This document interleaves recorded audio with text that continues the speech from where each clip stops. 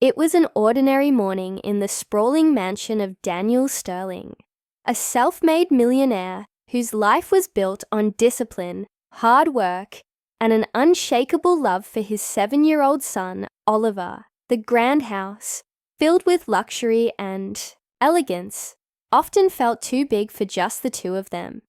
Since losing his wife 3 years ago, Daniel had poured all his energy into his business, trying to build an even bigger empire, not just for himself, but for his little boy.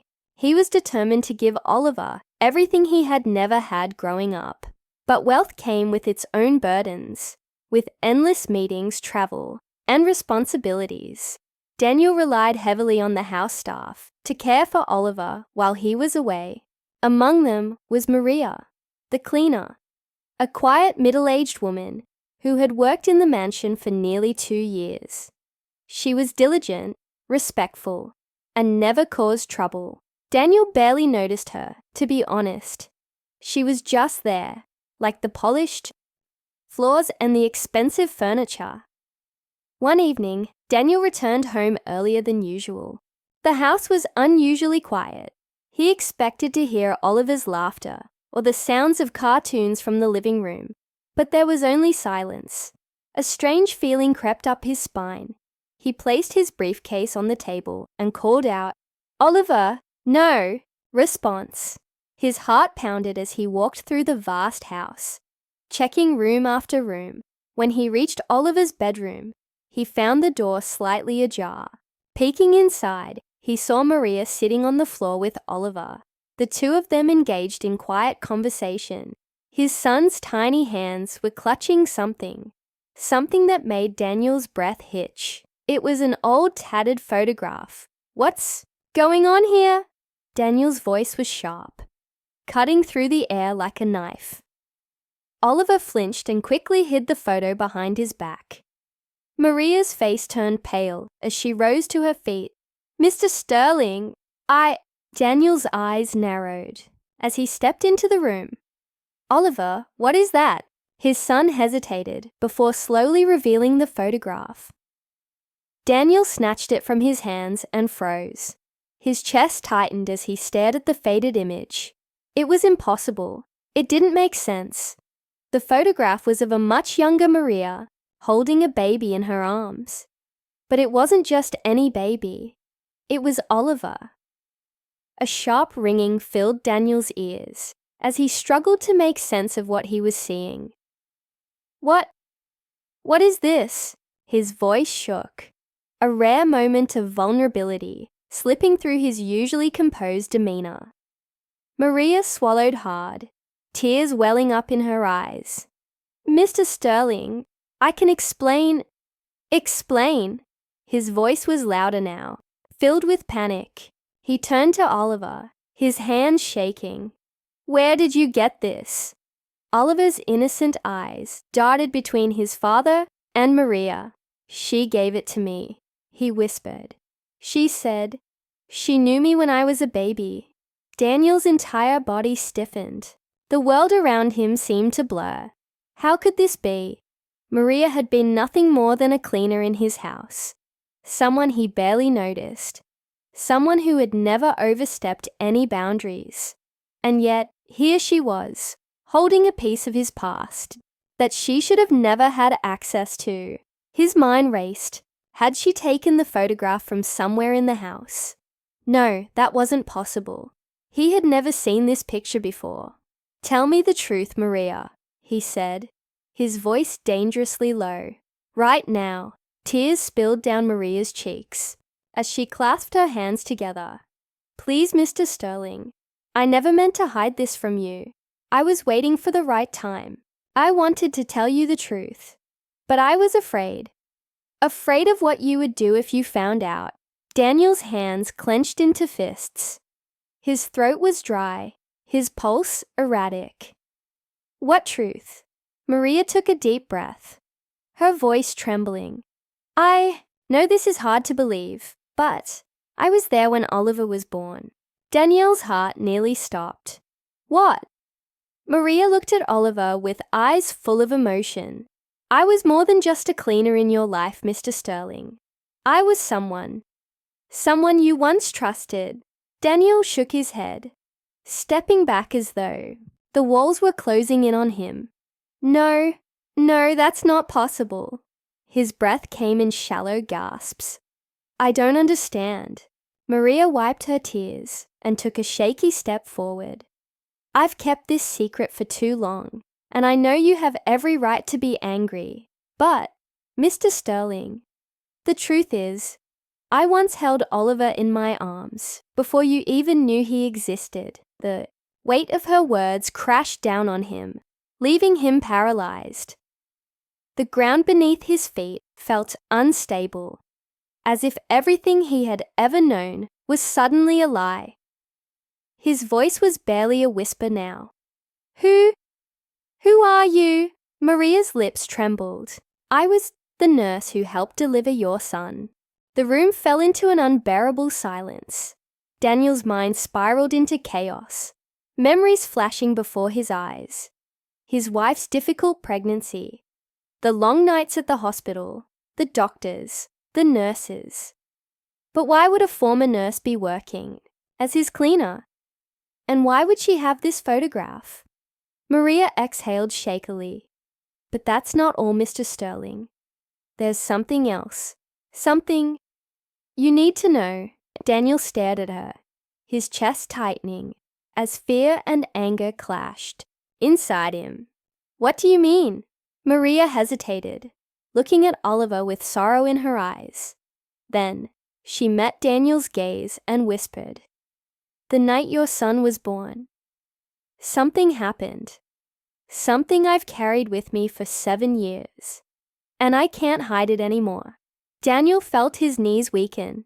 The weight of the moment pressed down on him, suffocating him. What are you saying? His voice was barely audible.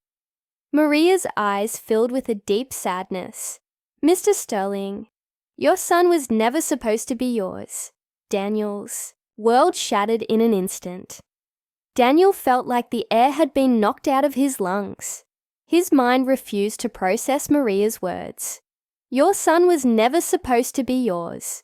The sentence echoed in his head, each word slicing through him like a knife. He tried to speak, but nothing came out.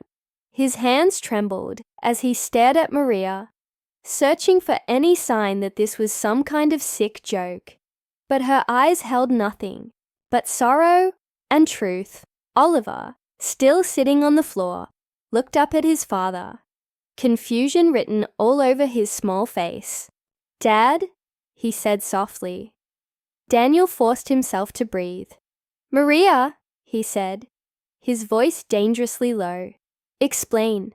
Now. Maria wiped her damp cheeks, taking a shaky breath before speaking. Mr. Sterling, 7 years ago, I worked at the hospital where Oliver was born. I was part of the maternity staff that night.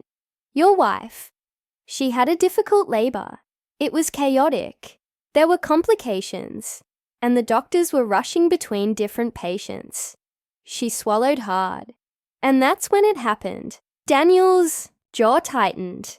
When what happened? Maria looked down for a moment before meeting his gaze again. A mistake? Her voice cracked. A mistake that changed everything. The silence in the room was suffocating. Maria continued, her voice barely above a whisper. 2 baby boys were born that night. One belonged to you, and the other to a young woman who... She hesitated, then pressed forward. She was alone, no family, no husband. Just a scared mother bringing her child into the world. Daniel felt his heart hammering in his chest. His breath came in sharp, uneven gasps. What are you trying to say? Maria's hands trembled. There was a switch, Mr. Sterling.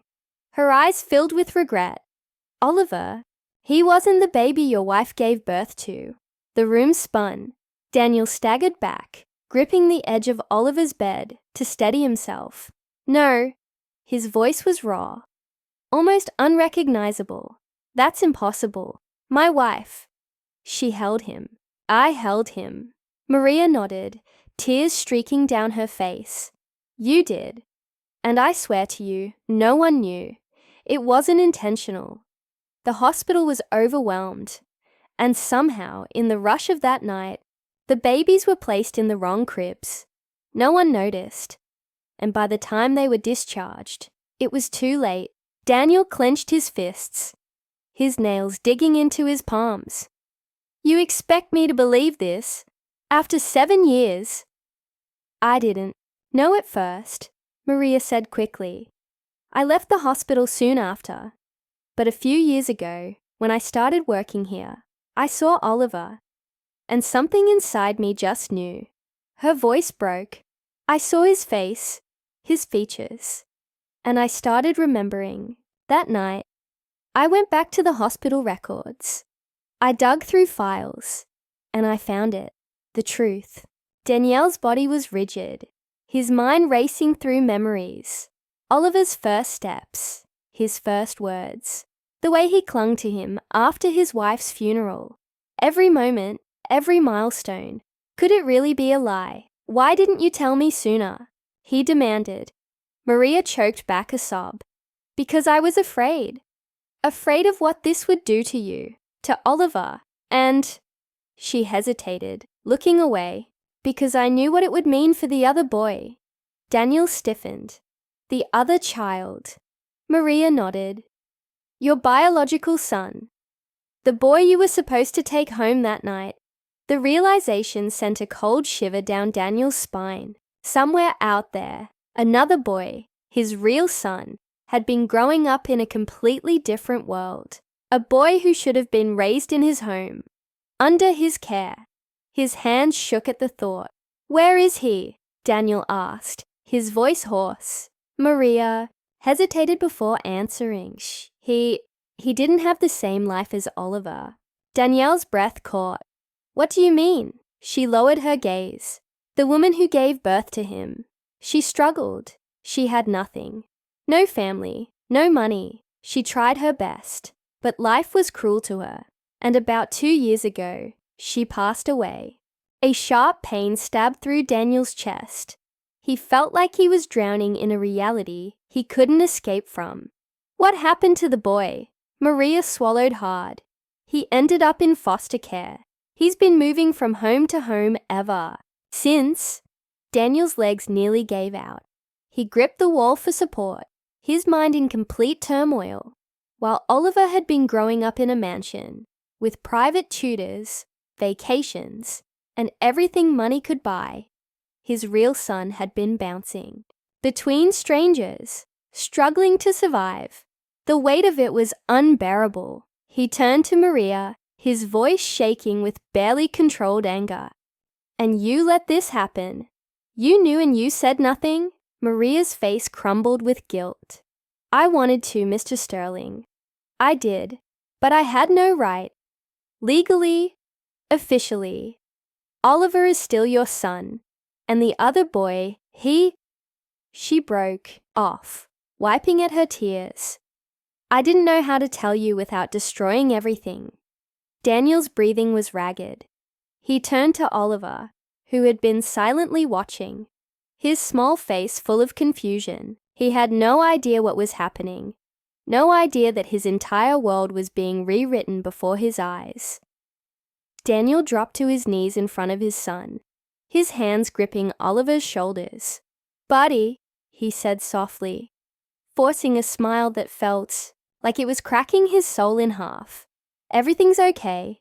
Oliver blinked up at him, innocent and trusting. Dad, why are you sad? Daniel's throat tightened. He wanted to protect him from this, from all of it. But how could he? Sudden thought shot through his mind. The other boy, his son. If everything Maria said was true, that meant his real child was out there, right now, possibly suffering, possibly wondering why life had been so cruel to him.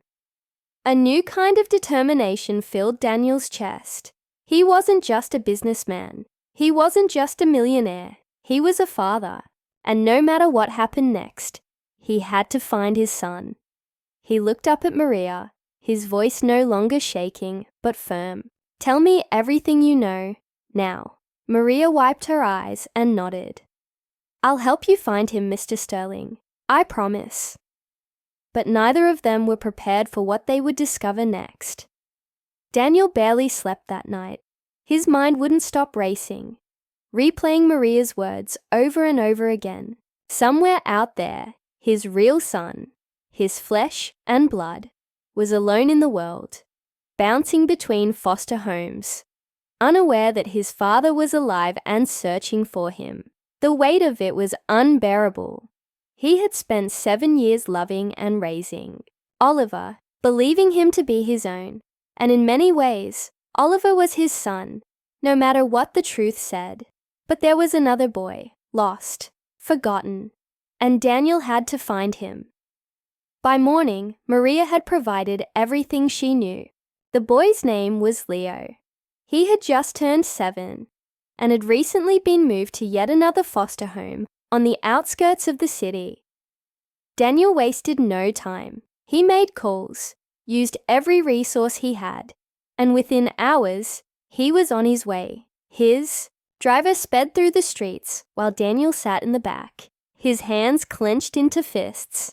His heart pounded with a mix of anticipation and fear.